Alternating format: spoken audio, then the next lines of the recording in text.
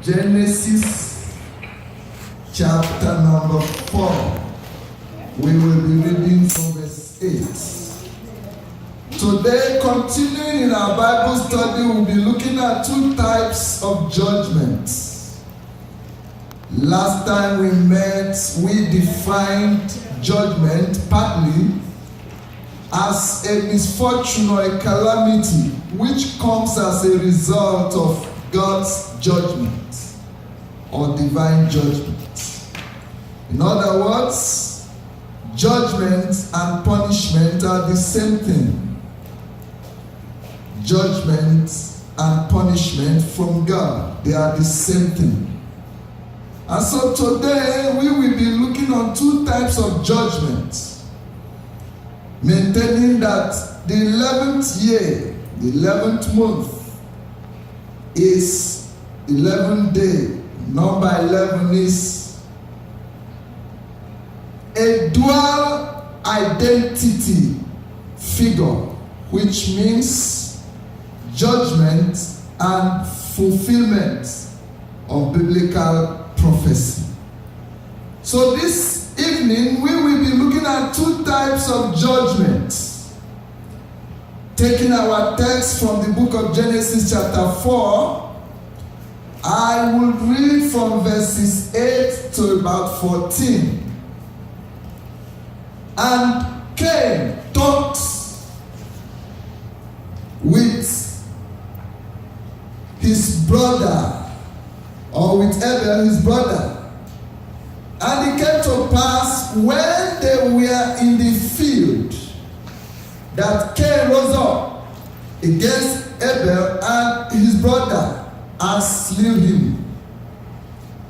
And the Lord said to Cain, "Where is Abel, your brother?"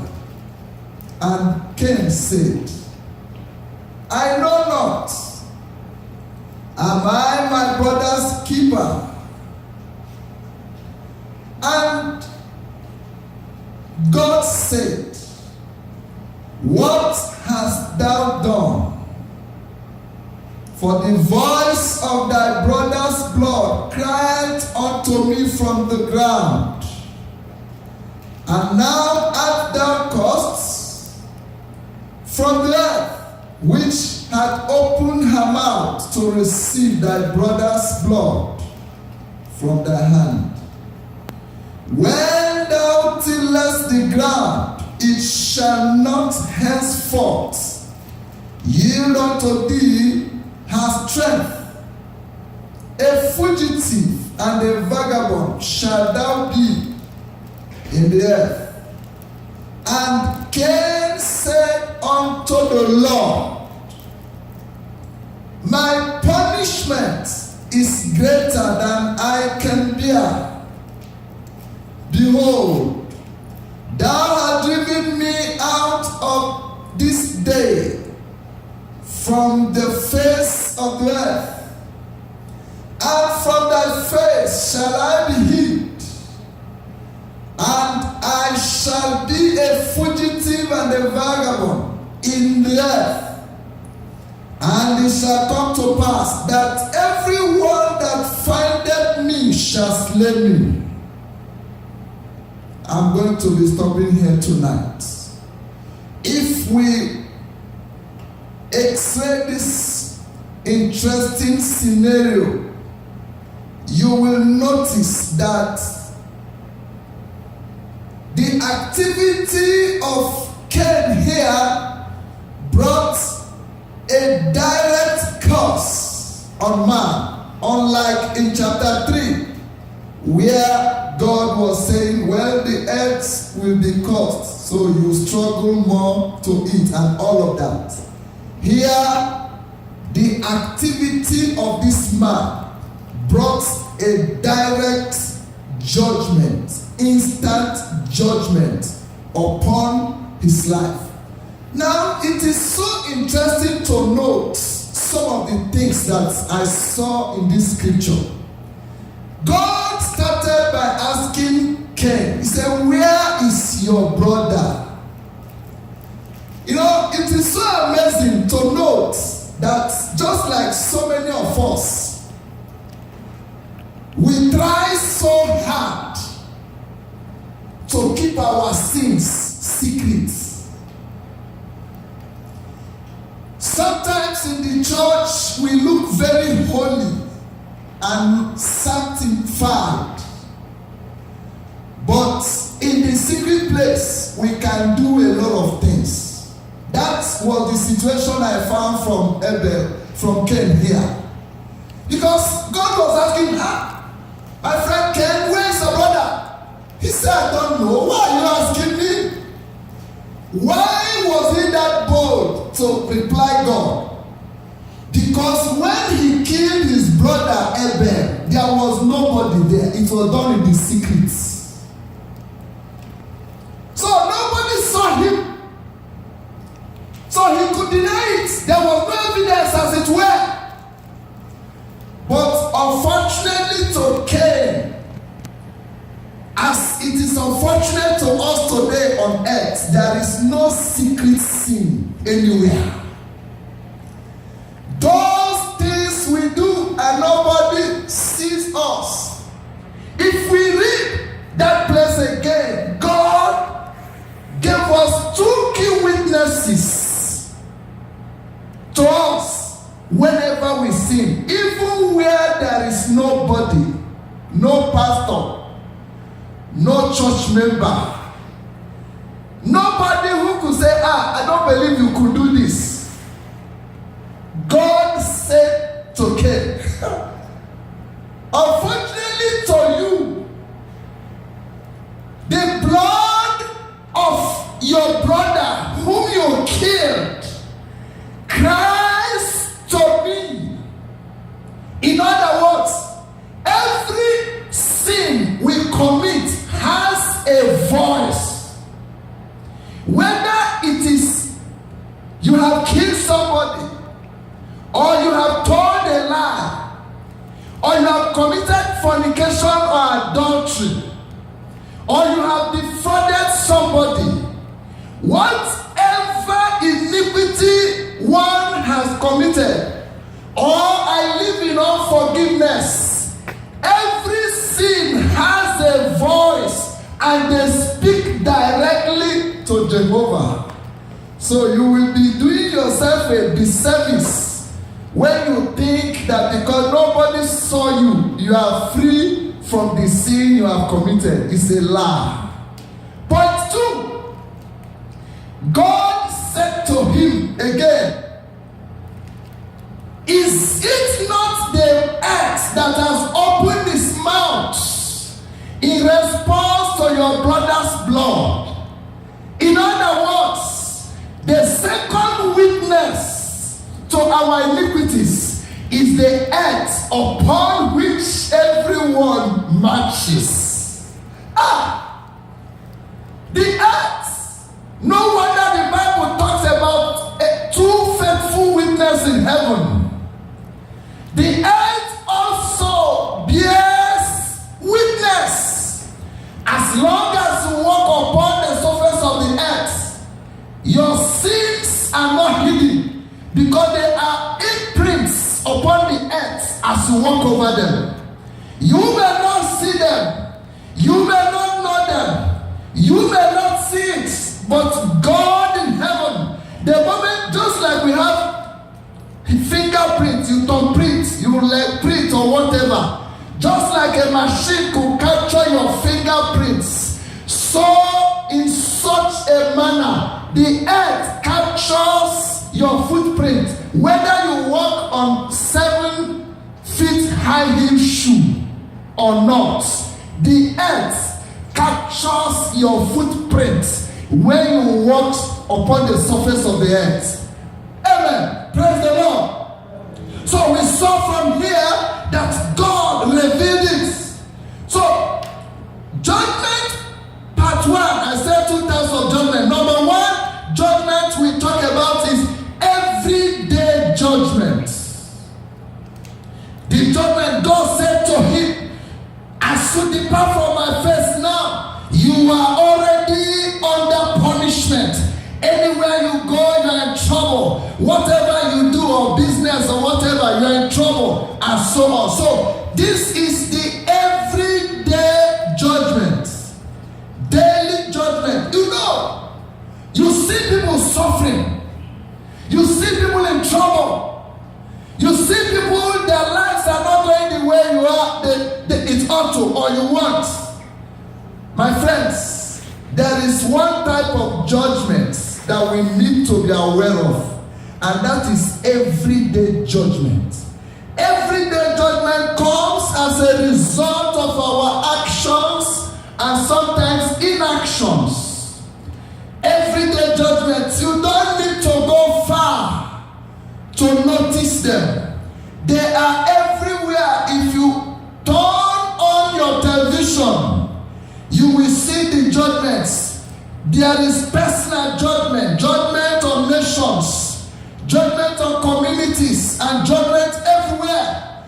If you open your internet, if you go into the net, you will see, you will hear stories, you will see news, you will get informations that if you are sensible, you will see that they are all signs of judgment on people, on situations, on a lot of things. So everyday judgment is that which people suffer, the punishment that people are going through on a daily basis as a result of divine judgment. Just like Cain. Cain said, this is too much for me. That means I am a fugitive and a vagabond. What is a fugitive? Who is a vagabond? A fugitive or a vagabond is one who will not be stable in anything in life. A fugitive and a vagabond is one who cannot be stable. You cannot trust such a person in a family. He will be inconsistent. She will be inconsistent in whatever she does. A fugitive and a vagabond is one that doesn't have any right to do anything meaningful, to do anything reasonable. He will always be a misfit. This is coming as a result of divine judgment and punishment. So Cain looked at it and said, this is too much for me. And it is all over and around us. I don't know what you're passing through. I don't know what people are passing through in your neighborhood. But in the season of judgment, there is a daily judgment that comes every day, that follows people, that operates against people. If you are a child of God, the reason why we are looking at it in this season is so that you can deliver yourself from it, so that you can pray yourself out of it. For if you are a child of God, you have the opportunity to deal with it. We will still come to that in closing, but remember here, when God said all these things to Cain, the response of Cain was, this is too much for me. There was never, I'm sorry. There was never, God, what do I do about this? Seeing that you have caught me. I thought I was smart. But now that you have caught me, what can I do? The man said the punishment is too much. That shows us that it does not matter how much the punishment, how severe the punishment is, it will not go on its own unless we do something. Praise God. Now let me talk about the other one so that we can do justice to both of them today. Let's look at our Bible to the book of Matthew chapter 25.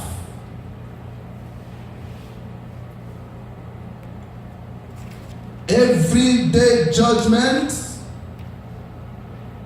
is the one we have seen. The second one is what I call the final judgment. The final judgment. It will interest you to know that every the road that we pass through to get to the final judgment. Everyday judgment is the pathway that people go through on earth to get to the final judgment. So in Matthew chapter 25, let me read from 31.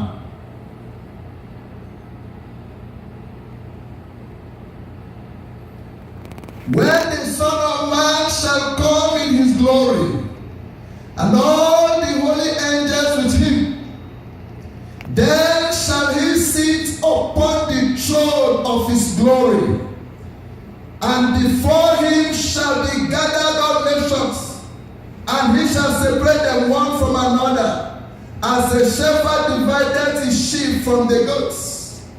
And he shall set the sheep on his right hand, but the goat on his left. Then shall the king say unto them on his right hand, Come, ye blessed of my Father, inherit the kingdom prepared for you from the foundation of the world. For I was hungry, and you gave me to eat, or you gave me meat. I was thirsty, and you gave me drink. I was a stranger, and you took me in. Naked, and you clothed me. I was sick, and you visited me.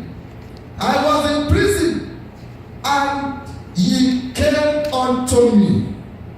Then shall the righteous answer him, saying, Lord, when saw we thee hungry, and fed thee, or thirsty, and gave thee to drink?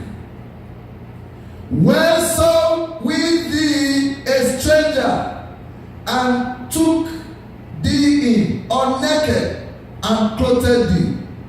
Or when saw we thee sick, or in prison, and came unto thee? And the king shall answer, say unto them, Verily I say unto you, inasmuch as ye have done it unto one of the least of these my brethren, ye have done it unto me. Then shall he also say unto them on the left hand, Depart from me, ye cursed, into everlasting fire, prepared for the devil and his angels. For I was an hungered, and ye gave me no meat. I was thirsty, and ye gave me no drink. I was a stranger, and ye took me not in. Naked, and ye clothed me not. Sick, and in prison, and ye visited me not. Then shall they also answer him, saying, Lord, when saw we thee an hungered, or athirst, or a stranger, or naked, or sick, or in prison, and did not minister to thee? Then shall he answer them, saying, Verily I say unto you, inasmuch as ye did it not to one of the least of these, ye did it not to me. And these shall go away into everlasting punishment, but the righteous into life eternal. The final judgment is very precarious, but it is the everyday judgment that will land us in the place of final judgment. The final judgment is the destination that everyone on earth will get to. I don't know how we are preparing for that, because whether we believe it or not, there is a heaven and there is the hell. Everyone that is living here on the surface of the earth will end up in either of those two places. The way you live your life today will determine where you are going tomorrow at the final judgment. Jesus himself told us that he's coming back again, and that on his coming back, he will separate everybody on earth into two groups for judgment. One group will be welcomed and they come to heaven with him. The other group will be cast out into hell. Hell is the summation of God's judgment that is beginning now on earth. And so I want us to know, because if we do not know, we may be tempted to think or say, well, because sometimes you do some things that are not right, yet God has not killed you, and you think it's all about it. No! That God is giving us a long road, or grace as it were, does not remove judgment, and does not remove the final judgment that is awaiting every man. Your life is in a book written by God. Every of your activities, every of the things you do are being recorded. And there are those things that will stand against us on the last judgment day. Let me read another scripture before we begin to round off. In Luke chapter 16. Let me read the final scripture in Luke chapter 16. Luke chapter 16. Are we there? Luke chapter 16. Let me read from verse 16 of verse 19. Sorry. Luke chapter 16. Let me read from 19. There was a certain rich man which was clothed in purple and fine linen, and fed sumptuously every day. And there was a certain beggar named Lazarus, which was laid at his gate, full of sores, and desiring to be fed with the crumbs which fell from the rich man's table. Moreover, the dogs came and licked his sores. And it came to pass that the beggar died, and was carried by the angels into Abraham's bosom. The rich man also died and was buried. And in hell he lifted up his eyes, and being in torment, and seeth Abraham afar off, and Lazarus in his bosom. And he cried and said, Father Abraham, have mercy on me, and send Lazarus, that he may dip the tip of his finger in water, and cool my tongue. For I am tormented in this flame. But Abraham said, Son, remember that thou in thy lifetime received your good things, and likewise Lazarus evil things. But now is comforted, and thou art tormented. And besides all this, between us and you, there is a great gulf fixed, so that they which would pass from hence to you cannot, neither can they pass to us that would come from thence. Then he said, I pray thee therefore, Father, that thou wouldest send him to my father's house. For I have 5 brethren, that he may testify unto them, lest they also come into this place of torment. Abraham said unto him, They have Moses and the prophets, let them hear them. And he said, No, Father Abraham, but if one went out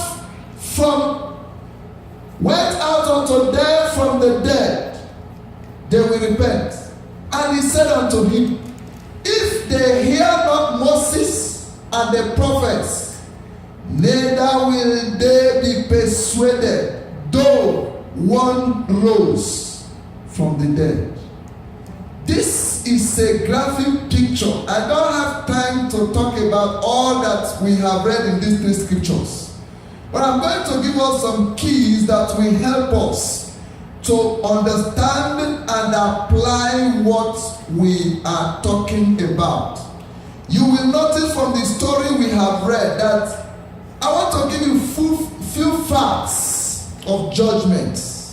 Some facts you need to know about judgment. Number 1, in everyday judgment, you still have the opportunity to repent and change your ways, which will automatically change your situation.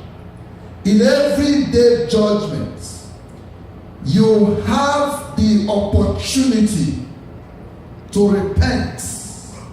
You have the opportunity to change.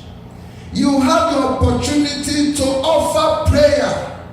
And so this is the best time to be on earth, to know that there is judgment and amend your ways so that the judgment can favor you, so that the judgment will be to our favor, so that the judgment can be to our betterment, as it were.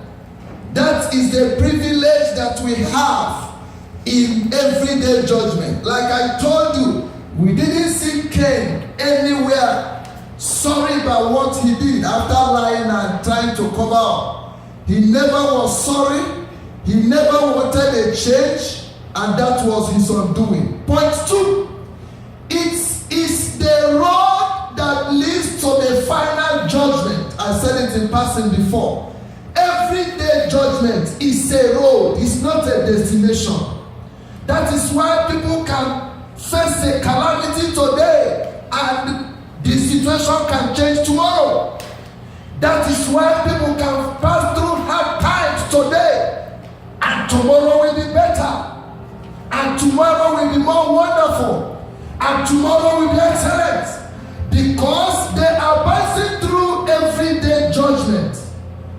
They are passing through everyday punishment. It is not the final yet. And so we still have the opportunity in that life. Praise the Lord. But in the final judgment, I'm going there now. In the final judgment, you have no opportunity for a change. That's from that Luke. Every prayer point that rich man made from there was turned down. At that time, grace is withdrawn. At that time, no prayer will be answered. At that time, there will be no change. There will be no opportunity anymore. That is a very terrible time to come. Because at that time, had I known it's immaterial, no change will ever be permitted again. So we should not allow ourselves to come to that point. Remember, even in the matter we read, the other people in the other side say, "Oh, when did we see you and help?" He said, "You have already done it. It can't be changed." Why the other people say, "When did we see you and didn't help?" When? Explain to us. Jesus said, "No need for explanation. It's already done. You are going there."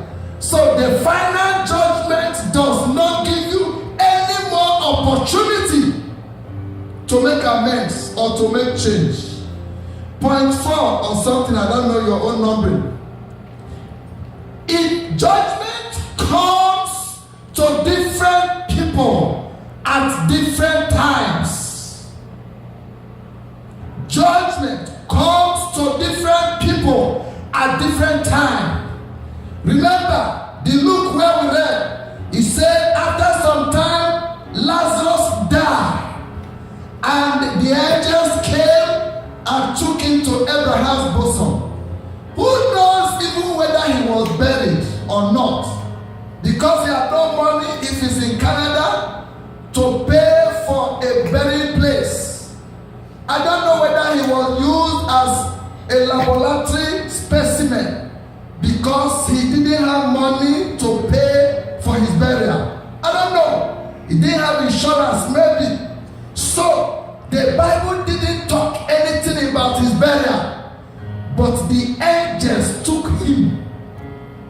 into Abraham's bosom. So that day his own final judgment was done. We notice after some time, now the rich man died. The Bible elaborated his burial and he was buried. I could imagine that maybe for 1 week there was celebration because the man could afford it. I could imagine that everybody that went there took away. There was a take away pack that was given to everybody.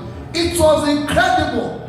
But the Bible said in hell, I perceived that they were doing his burial and he was already in hell because he was seeing his 5 brothers involved in the organization of his burial. Did so much that he was not saying, I don't want my brothers to come to this place I am.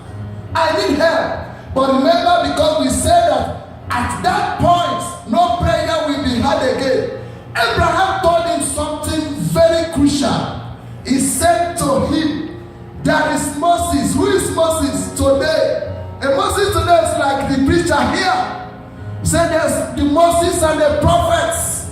There are people who preach the word of God today, irrespective of the level of darkness in our world. There is still the Moses and the prophets, those who will speak the word of God. Abraham said, if they don't hear them, there is no opportunity again.